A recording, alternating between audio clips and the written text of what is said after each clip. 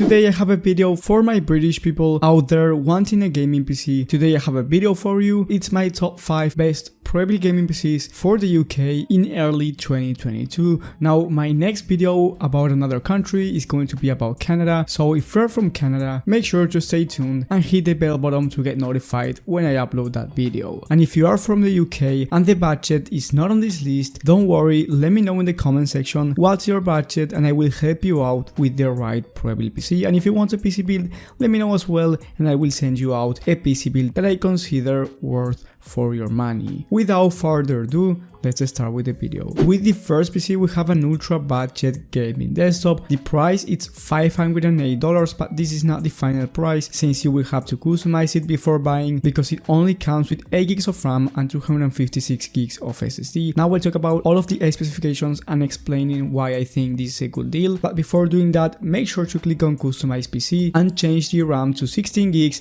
at 3200 MHz. Now the speed is really important considering that this PC has integrated graphics with the Ryzen 5 5600G, a 6 cores, 12 threads processor that is actually pretty decent at 1080p gaming, and then you have 240 gigs of SSD. This is SATA SSD, is not as fast as M.2 SSD, keep that in mind. So you want to upgrade it as well, you can go with as little as 500 gigs of SSD, especially if you're going to play esports titles like CSGO and Valorant. But if you want to play larger games like GTA 5 and also download a lot of games, you want to go with at least a terabyte of SSD. But if you end up upgrading the RAM to 16 gigs and changing the SSD to 500 gigs, the total price will be around £606 or £481 without Windows 11 Pro, which is what I recommend you doing. Buy it without Windows 11 and you can buy a key from any website and it's going to be much cheaper. So you're getting a gaming PC for £480 that's going to perform actually really decent at 1080p 60 FPS on average,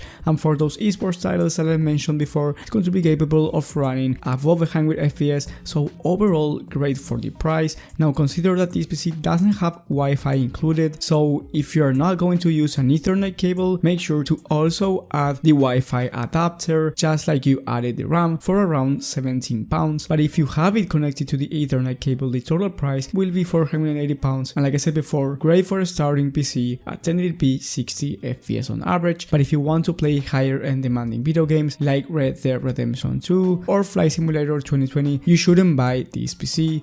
You should go for more expensive choices. Now with the next PC, we have another budget option for around £700. This one is the Cyber Power PC from Amazon. It comes with the i5 10400F for the CPU, which is actually a really decent budget CPU. Then for the GPU, you get the GTX 1650 with 4 gigs of VRAM. Just like I said with the last PC, don't expect to run the highest end video games, but this GPU is going to perform actually way better than the integrated graphics of the 5600G. You also get 16 gigs of RAM, 240 gigs of SSD and a terabyte of hard drive, a 450 watt 80 plus volt power supply, Windows 11, Wi-Fi included, and it's actually going to perform better than the previous one for 1080p gaming, so you can expect higher frame rates basically in every single game. But if you want an upgradable system where you want to put a graphics card down the line, I would recommend you going from the last one honestly. But if you want something for performance right now and you actually can change the GPU as well because this is not an OEM system, I think this one is going to be the right one for you. Now for $770 you can get the AMD gaming PC with an i5 11400F, which is a better CPU than the i5 10400F and a really similar CPU to the Ryzen 5 5600G from the beginning. You also get the RTX 3050 for the GPU, which is the newest budget GPU for Nvidia. You also get 1TB of NVMe SSD, so better SSD than the previous PCs with Wi-Fi included and Windows 11. But the most important part here is that you get the RTX 3050, which is way better than the 1650, and it's of course a huge improvement over the 5600G integrated graphics. Here you also get 8 gigs of VRAM, so for modern video games it's actually going to be great for the price that you're paying. It's really similar to the GTX 1660 Super with newer technologies and slightly better on performance, and I'm talking about different technologies like DLSS and ray tracing. For a budget 1080p gaming PC, this one is excellent, and for esports titles, depending on the settings, you will be able to achieve above 240 FPS on average.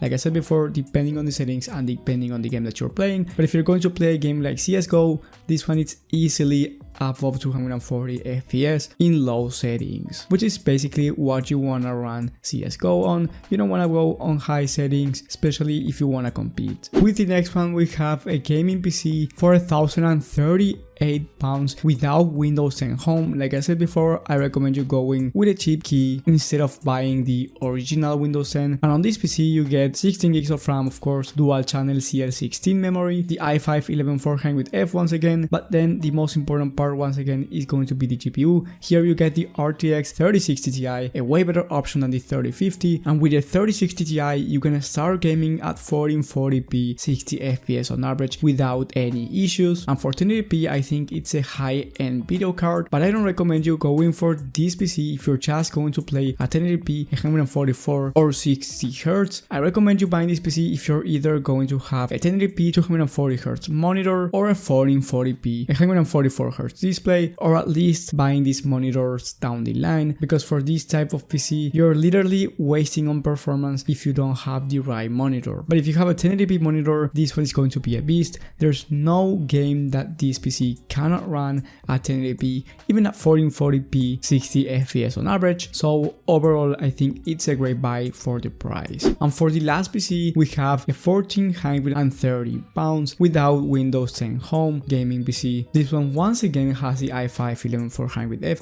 I don't know why they didn't update to the 12th gen, but it's whatever. And once again, the biggest difference here is going to be the GPU, where you get the RX 6700 XT, which is similar to the RTX 3070. Actually, it's slightly faster, but you don't get the NVIDIA technologies that I've mentioned before. But anyways, I think this graphics card is great. You also get 1TB of SSD, 16 gigs of RAM at 3200 MHz. You also get more RGB on this build. Overall, it's a pretty nice gaming PC, and if you want to upgrade that i5-11400F, you can do it directly from the website. Just go to customize PC, then go to the CPU options and change it from there. I would actually go with the 11700F at max. Don't go with the i9, especially if you're going for just gaming. If you want to do a lot of multitasking, video editing and streaming, then the i9 might be a better option. But if you're not, if you're just here for gaming, the i7 I think it's the max that you should go with. Anyway, I think these British gaming PCs have to improve on that CPU part. The 11th gen of Intel is not terrible, but it's not the best one either. But anyway, if you are from the UK and you want to buy a gaming desktop, those are the 5 PCs that I would actually go with if I have the budget to. And like I said at the beginning of the video, if you have a different budget, don't hesitate to let me know in the comment section. And I actually think that PC builds, especially for the UK, are the better option. But maybe you don't want to build it by yourself or have someone to build it for you, and that's completely understandable. Then I hope this list was helpful to you, and if it was,